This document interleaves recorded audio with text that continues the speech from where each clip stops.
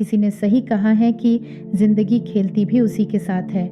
जो खिलाड़ी बेहतरीन होता है, दर्द सबके एक से है, मगर हौसले सबके अलग अलग हैं। कोई हताश होकर बिखर जाता है तो कोई संघर्ष करके निखर जाता है। नमस्कार दोस्तों, स्माइलिंग गुरु में आपका स्वागत है।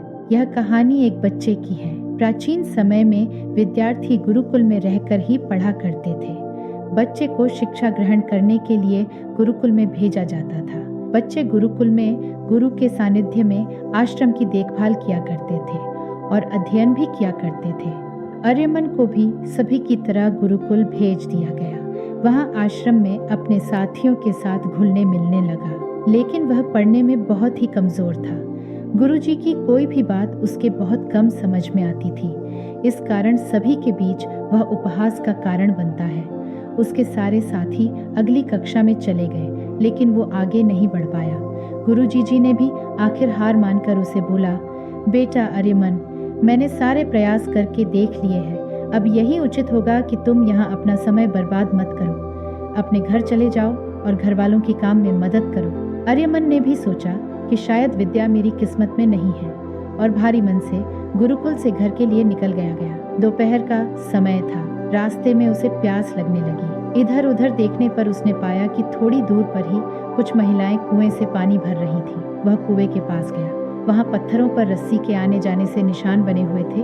तो उसने महिलाओं से पूछा, ये निशान आपने कैसे बनाए?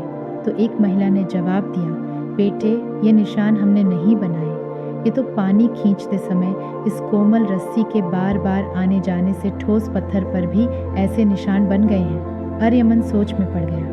उसने विचार किया कि जब एक कोमल से रस्सी के बार बार आने जाने से एक ठोस पत्थर पर गहरे निशान बन सकते हैं, तो निरंतर अभ्यास से मैं विद्या ग्रहण क्यों नहीं कर सकता। आर्यमन ढेर सारे उत्साह के साथ वापस गुरुकुल आया और अथक कड़ी मेहनत की। गुरुजी ने भी खुश होकर भरपूर सहयोग किया और अच्छे अंक प्राप्त किए। कुछ सालों बाद उसने अपने धैर्य और मेहनत से एक विद्वान बन गया, जो अपनी शिक्षा और ज्ञान का प्रचार करता रहा।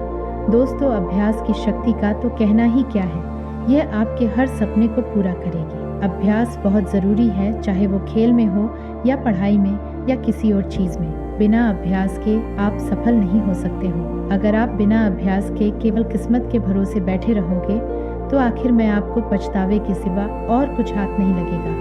इसलिए अभ्यास के साथ धैर्य, परिश्रम और लगन रखकर आप अपनी मंजिल को पाने के लिए जुट जाएं।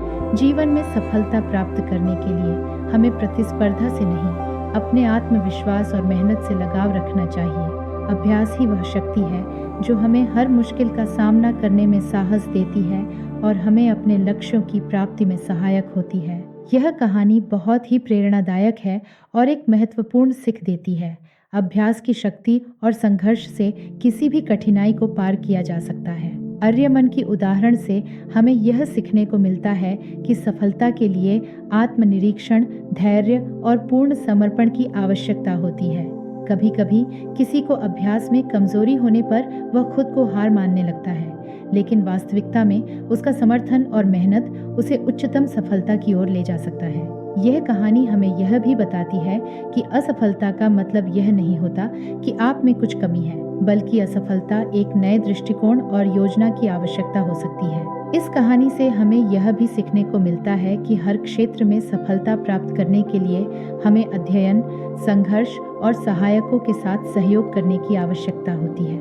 आर्यमन ने अपने दौड़ में समर्पण और मेहनत के माध्यम से अपनी कमजोरियों को पार किया और एक महान विद्वान बन गया। इस कहानी का मुख्य संदेश है कि अभ्यास से ही सफलता मिलती है और कोई भी कठिनाई को पार कर सकता है, बस सही दिशा में कदम बढ़ाना होता है।